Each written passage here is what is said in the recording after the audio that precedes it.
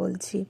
আর যাই হোক, আর এই বাচ্চাটা এত মিষ্টি কথা বলে, কিন্তু আপনাদের আমি দেখাতে পারলাম না, কারণ ওর কথার সাথে আমারও কয়েকটা কথা উঠে আসবে, বুঝতে পারছেন না তো? আসলে ও হিন্দিতে কথা বলেছে।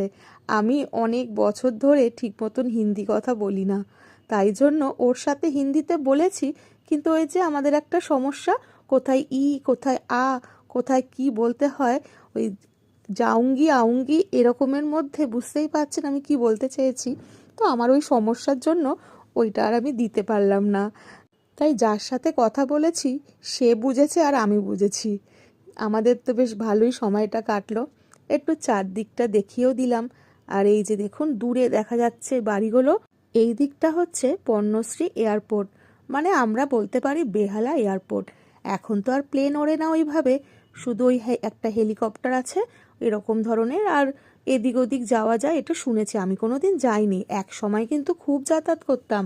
আর এই দিকে যে দূরে বাড়িগুলো, ওই সুপারি গাছগুলো দেখা যাচ্ছে দূরে, এই দিক থেকে দেখা যায় দ্বিতীয় হুগলি সেতু। ভুল হয়ে গেছে, ক্ষমা করে দিও, এখন আর দেখা যায় না, এক সময় দেখা যেত।